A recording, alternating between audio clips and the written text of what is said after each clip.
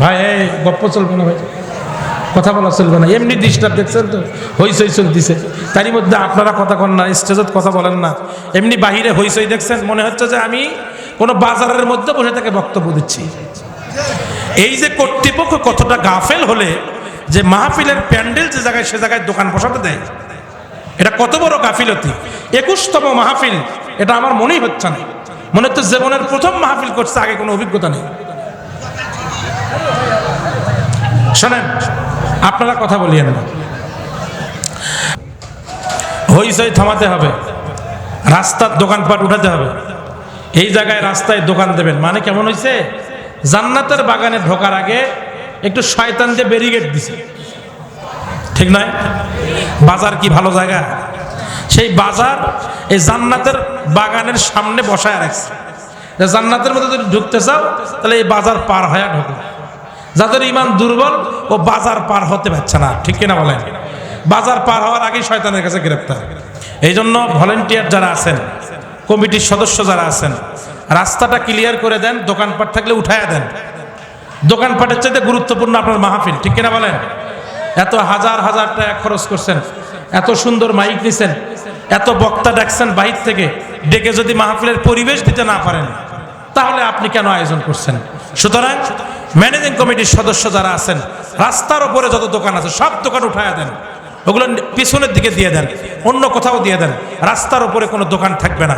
আর যত ছেলেপেলে আছে হাত ধরে ব্যারিকেড দিয়ে যত ছেলেগুলো আছে সবাইকে মাহফিলের প্যান্ডেলে বসায়া দেন, ঠিক কিনা বলেন? আমরা আজকের এই মাহফিলের শুরুতেই মহান আল্লাহ সুবহানাহু ওয়া তাআলার শুকরিয়া আদায় করব। প্রিয় ভাইরা আমার, আল্লাহ রাব্বুল আলামিন আমাদেরকে এত অসংখ্য নিয়ামত দিয়েছেন, এত অসংখ্য নিয়ামত দিয়ে আল্লাহ রাব্বুল আলামিন আমাদেরকে দিয়েছেন। আল্লাহ রাব্বুল আলামিন কোরআনুল কারীমের ভেতরে বলেন, ওয়া ইন তাউদ্দু নি'মাতাল্লাহি লা তুহসুহা। আল্লাহু আকবার বলেন। আল্লাহ বলেন, ওয়া ইন তাউদ্দু নি'মাতাল্লাহ। দেখছেন মহিলা মানুষ চলে আসছে, একটা ভলান্টিয়ার আছে কেন? এই মাহফিল কিভাবে বাস্তবায়ন হবে? এই মাহফিলের আয়োজন কেন করলেন? যে একটা মহিলাকে আপনি ওখানে আটকাতে পারলেন না, কোন ভলান্টিয়ার এখানে দায়িত্ব পালন করতেছে?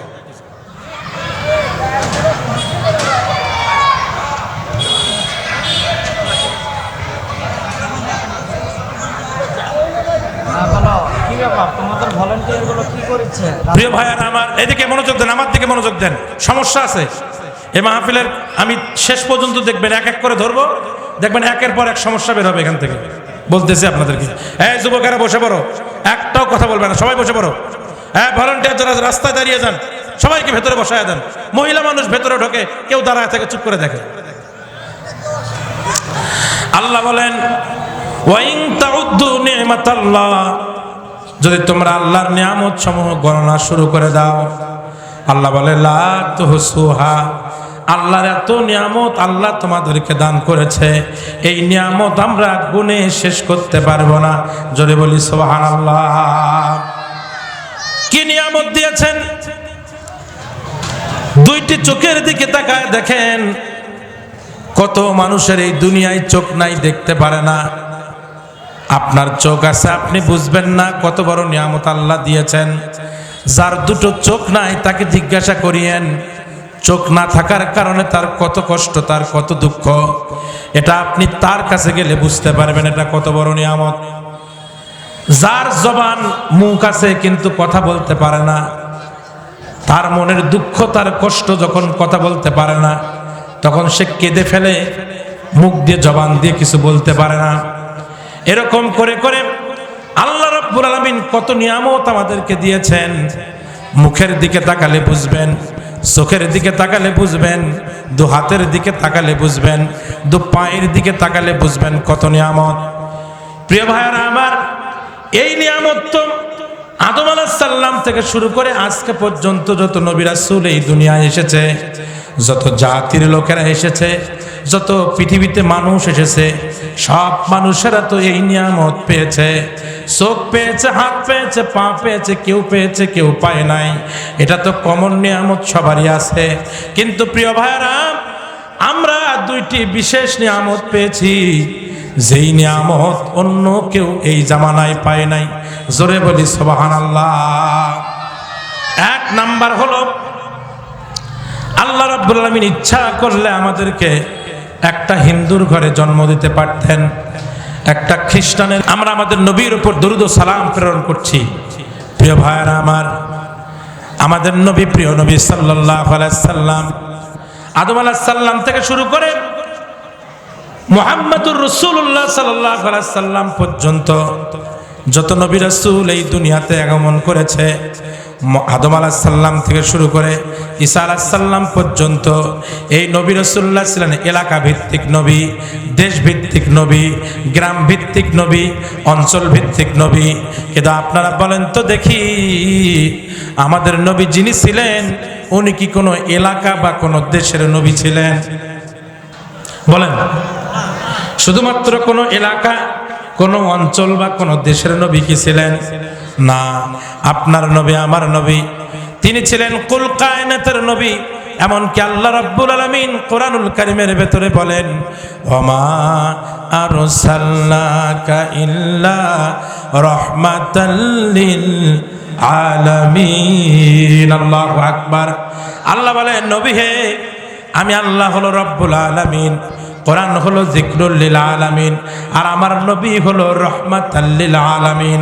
তার মানে আমি যতখানি জায়গার রব, কোরআন ততখানি জায়গার সংবিধান, আর আমার নবী ততখানি জায়গা জুড়ে প্রিয় বন্ধু, প্রিয় নবী বলি সাল্লাল্লাহু, সবাই বলি সাল্লাল্লাহু আলাইহি ওয়াসাল্লাম। ও আমার প্রিয় ভাইরা, এখন একটু জোরে সরে আমার সাথে দুইটা কথা বলে আমি তেলাওয়াতকৃত আয়াতের আলোচনায় চলে যাব। বলেন তো এই কিতাবের নাম কি? একেবারে জোরে সরে বলবেন, আল কোরআন। এই কিতাবের নাম কি? আরো জোরে বলেন, এই কিতাবের নাম কি? একটু এক আঙ্গুল উপরের দিকে ইশারা করে, এরকম করে আল্লাহর দিকে ইশারা করে বলবেন, এই কিতাবটা নাজিল করেছেন কে? জোরে সরে বলেন, এই কিতাব নাজিল করেছেন কে? আল্লাহর নাম উচ্চারণ করবেন, জীবনে যত জোরে কথা বলেন নাই তার চাইতে বেশি জোরে আল্লাহর নাম নিয়ে বলেন, এই কিতাব নাজিল করেছেন কে? ধন্যবাদ। প্রিয় ভাইয়ারা আমার, আপনারা বলেছেন এই কিতাবের নাম আল কোরআন, এই কিতাব নাজিল করেছেন আল্লাহ, ঠিক কিনা বলেন? এখন আসেন আমার কথায়। আমার হাতে একটা মোবাইল আছে, এরকম মোবাইল কি সবার বাড়িতে আছে না নাই? আছে, আছে, আছে। সকলে বলেন, আছে না নাই? প্রিয় ভাইয়ারা আমার, এই মোবাইলের লাল বাটনে চাপ দিলে মোবাইলটা কেটে যায়, সবুজ বাটনে চাপ দিলে মোবাইলটা রিসিভ হয়, তাই তো নাকি? নিয়ম তো তাই নাকি? লাল বাটনে চাপ দিলে মোবাইল কেটে যায়, সবুজ বাটনে চাপ দিলে কি হয়? মোবাইলটা কি হয় বলেন? জোরে বলেন। একেবারে সবাই জানেন না আপনারা? লাল বাটনে চাপ দিলে কি হয় আর সবুজ বাটনে চাপ দিলে? এটা সবাই বলেন, সবুজ বাটনে চাপ দিলে কি হয়? আচ্ছা, এখন আমি মোবাইল কিনছি, মনে করেন 1 লক্ষ টাকা দিয়া, 1 লক্ষ টাকা দিয়ে মোবাইল কিনে আমি আমার পকেটেই রেখেছি। এখন মনে মনে বলতেছি, নিজে নিজে নিয়ত করে ফেললাম, 1 লক্ষ টাকা দিয়ে মোবাইল কিনেছি অথবা 20,000 টাকা দিয়ে মোবাইল কিনেছি, এই মোবাইলে আমি আমার নিয়ম চালাবো, কারণ মোবাইল আমার ব্যবহার করি আমি এই মোবাইলে আমি আমার নিয়ম চালাবো। এই কথা বলে আমার টাকায় কেনা মোবাইলে আমি যদি এখন লাল বাটনে চাপ দিয়ে মোবাইলটা রিসিভ করতে চাই, জোরে সরে বলেন তো, লাল বাটনে চাপ দিলে মোবাইলটা কি রিসিভ হবে ভাই? এই যে মাইকওয়ালা ভাই আছেন, মাইকওয়ালা ভাইকে বললাম, ভাই ভলিউমটা একটু বাড়ায় দেন। ডান দিকে ঘোরালে ভলিউম বাড়ে, উল্টা দিকে ঘোরালে ভলিউম কমে, ঠিক তো নাকি?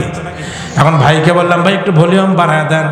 ওই ভাই চিন্তা করলো, 5 লাখ টাকা দিয়ে মাইকের সেট কিনছি মানুষের কথা শোনার জন্য, আমি আমার নিয়ম চালাবো, উল্টা দিকে ঘুরায় আর বলে ভলিউম বার, ভলিউম বার, ভলিউম বার।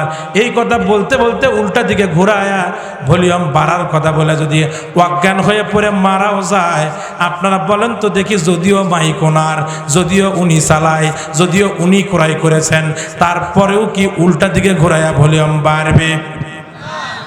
জোরে বলেন, বাড়বে? তাহলে ওনার কাছে কাছেই থাকে, ওনার টাকা দিয়ে কিনেছেন মোবাইলও আমি আমার টাকা দিয়ে কিনেছি, তারপরেও মোবাইল আমার কথা শোনে না।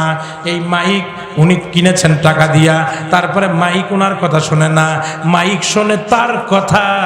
যিনি মাইকটা তৈরি করেছেন, যিনি তৈরি করেছেন তিনি বলেছেন ডান দিকে ঘোরালে বাড়বে, উল্টা দিকে ঘোরালে কমবে। যিনি তৈরি করেছেন তিনি যে নীতিমালা দিয়েছেন, ওই নীতিমালার বাহিরে মাইকটা পর্যন্ত ভালো চলে না। মোবাইল যিনি তৈরি করেছেন তার নীতিমালার বাহিরে মোবাইলটা পর্যন্ত ভালো চলে না। একটা 10 টাকা দামের গ্যাস লাইট কিনবেন, 10 টাকা দামের গ্যাস লাইট, সামনে লাইট পেছনে গ্যাস ম্যাচ, ঠিক কিনা বলেন? দাম হলো 10 টাকা, লাইটের দাম 5 টাকা, গ্যাসের দাম 5 টাকা, এই দুই মিলে গ্যাস লাইট 5 5 10 টাকা। 5 টাকার গ্যাস লাইট সামনের দিকে চাপ দিলে লাইট জ্বলে, পেছনের দিকে চাপ দিলে লাইট বন্ধ হয়। আপনি ওই 5 টাকার লাইটটাও যদি মনে করেন পেছনের দিকে চাপ দিয়ে লাইটটা জ্বালাবো, জ্বালাতে পারবেন না। তাহলে 5 টাকার জিনিসও আপনার কথা শোনে না, ওটা কথা শোনে তার, যিনি ওই 5 টাকার লাইট তৈরি করেছেন। তার মানে যিনি যে জিনিস তৈরি করেন তার নীতিমালা ছাড়া ওই জিনিস ভালো চলে না। কথা বলেন ঠিক কিনা? এখন জোরে সরে জোরে সরে জোরে সরে একটু বলবেন, আসমান জমিন কুল কায়নাত সৃষ্টি করেছেন কে? আপনাকে আমাকে সৃষ্টি করেছেন কে? তাহলে আপনাকে আমাকে সৃষ্টি করেছেন আল্লাহ, মানুষ তৈরি করেছেন আল্লাহ। সেই মানুষের কেমনে ভালো হবে, চুরি কেমনে বন্ধ হবে, ধর্ষণ কেমনে বন্ধ হবে, দুর্নীতি কেমনে বন্ধ হবে, ব্যাংলুট কেমনে বন্ধ হবে, রাহাজানি কেমনে বন্ধ হবে, ডাকাতি কেমনে বন্ধ হবে, এটা কি ব্রিটিশের আইন দিয়ে বন্ধ করতে চাইলে বন্ধ কি করা সম্ভব? একটা 5 টাকার গ্যাস লাইট আপনার কথা শোনে না, যিনি তৈরি করেছেন তার নীতিমালা ছাড়া চলে না। এত বড় আসমান জমিন, এতগুলো মানুষ, এটাকে যিনি সৃষ্টি করেছেন তিনি হলেন আল্লাহ। তিনি দিয়েছেন আল কোরআন। এই বিধান ছাড়া, এই বিধান ছাড়া আপনারা বলেন তো দেখি এই মানুষের কি ভালো হতে পারে? এই আসমান জমিন কি ভালো চলতে পারে? এই বাংলাদেশ কি ভালো চলতে পারে? এখন যে বাজারা এইটা বোঝার পরও কোন মাইকওয়ালা ভাই যদি উল্টা দিকে ঘুরায় ভলিউম বাড়ানোর জন্য, আপনি করবেন আরে পাগলা আলটাউরা, এই কোন আলটাউরা রে, ও জানে মালিকের কথা ছাড়া মাইক ভালো চলে না, তাও উল্টা দিকে ঘুরাইয়া ভলিউম বাড়াতে চায়। তার মানে এই মাইক যিনি তৈরি করেছেন তার নীতিমালার বাহিরে অন্য নীতিমালা যে মাইক চালাতে চাইলে তাকে আপনারা পাগলা বলেন, আলটাউরা বলেন। এখন এই বাংলাদেশ, এই কুল কায়নাত আল্লাহ সৃষ্টি করেছে, এই বাংলাদেশে আল্লাহর আইন বাদ দিয়া যারা মানুষের তৈরি করা আইন দিয়ে চালাতে চায়, আপনার ভাষায় ওটা হলো পাগলা, ওটা হলো আলটাউরা। কথা বলেন ঠিক কিনা? কথা কি বেশি বললাম? হ্যাঁ, বেশি বলছি? তার মানে যারা ব্রিটিশের তৈরি করা আইন দিয়ে এই দেশ চালাতে চায়, মানুষের তৈরি করা আইন দিয়ে দেশ চালাতে চায়, মানুষের তন্ত্রমন্ত্র, মানুষের আদর্শ দিয়ে যারা এই ফুসিনা মিন সাইয়্যাতি আমালিনা মান ইয়াহদিল্লাহু ফালা মুদিল্লা লাহু ওয়া মান ইউদ্লিল ফালা হাদিয়া লাহু। نشهد أن لا إله إلا الله وحده لا شريك له ونشهد أن محمدا عبده ورسوله الذي أرسله بالحق بشيرا ونذيرا وداعيا إلى الله بإذنه وسراجا منيرا. فقد قال الله تعالى في كلامه المجيد وفرقان الحميد. সকলে জবান খুলে আমার সাথে পড়েন, আউযু বিল্লাহি মিনাশ শাইতানির রাজিম, বিসমিল্লাহির রাহমানির রহমানির রহিম ইয়া আইয়ুহাল্লাযীনা আমানু হাল আদুল্লুকুম আলা তিজারাতিন তুনজিকুম মিন আযাবিন আলীম তুমিনুনা বিল্লাহি ওয়া রাসূলিহি ওয়া তুজাহিদুনা ফি সাবিলিল্লাহ في سبيل الله بأموالكم وأنفسكم ذلكم خير لكم إن كنتم تعلمون أو كما قال الله تعالى في كلامه المجيد وفرقان الحميد إن الله وملائكته يصلون على النبي يا أيها الذين آمنوا صلوا عليه وسلموا تسليما درود إبراهيم پڑھی اللهم صل على محمد وعلى آل محمد كما صليت على إبراهيم وعلى آل إبراهيم إنك حميد مجيد اللهم بارك على محمد وعلى آل محمد كما باركت على إبراهيم وعلى آل إبراهيم إنك حميد مجيد الحمد لله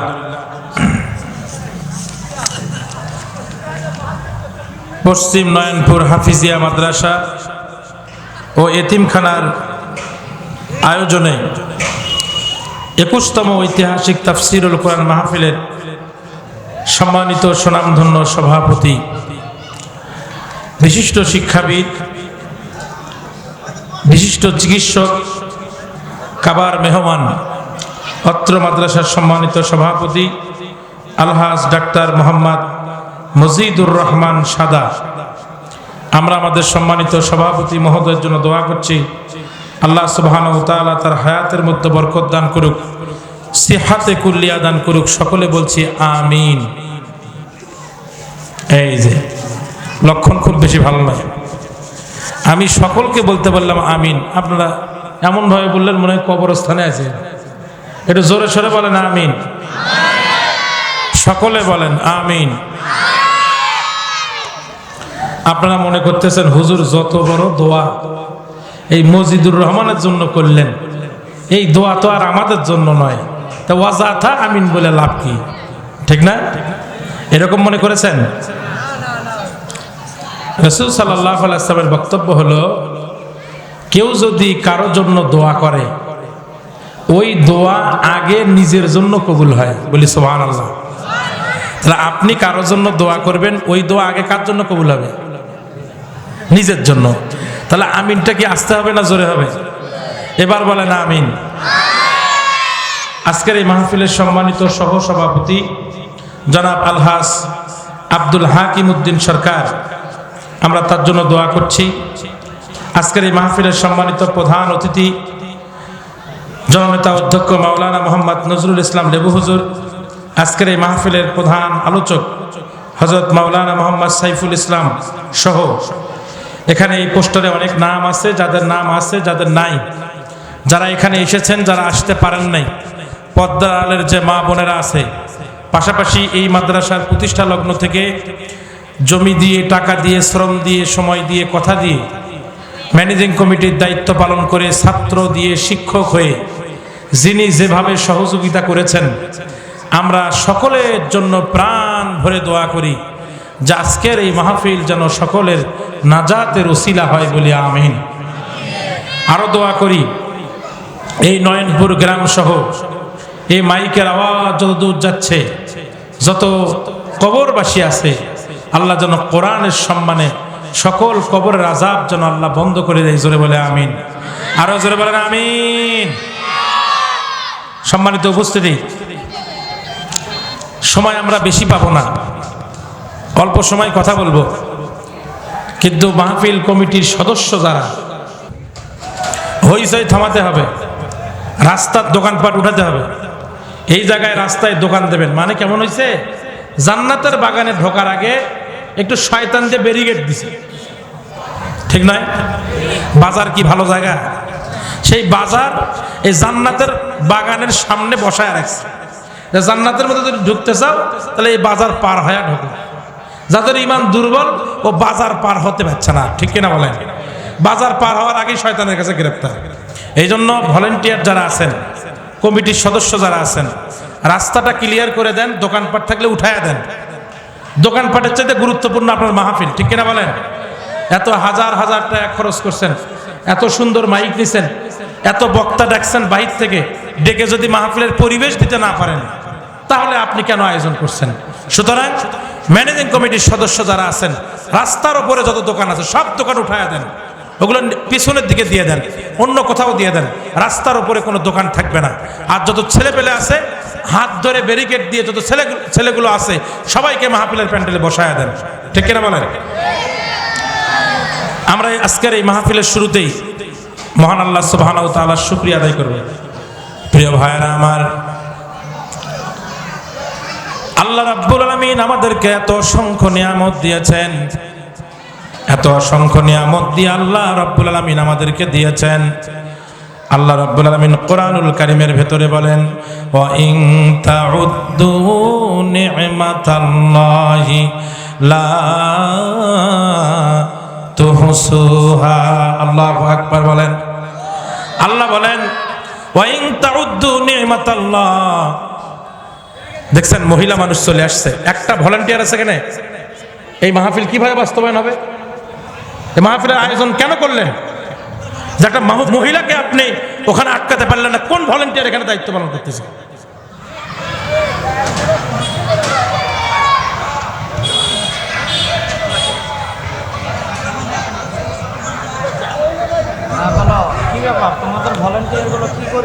প্রিয় ভাইয়ারা আমার, এদিকে মনোযোগ দেন, আমার দিকে মনোযোগ দেন। সমস্যা আছে এই মাহফিলের, আমি শেষ পর্যন্ত দেখবেন এক এক করে ধরবো, দেখবেন একের পর এক সমস্যা বের হবে এখান থেকে। বলতেছি আপনাদেরকে, এই যুবকেরা বসে পড়ো, একটাও কথা বলবে না, সবাই বসে পড়ো। হ্যাঁ, ভলান্টিয়ার যারা রাস্তায় দাঁড়িয়ে যান সবাইকে ভেতরে বসায় দেন। মহিলা মানুষ ভেতরে ঢোকে, কেউ দাঁড়ায় থেকে চুপ করে দেখে।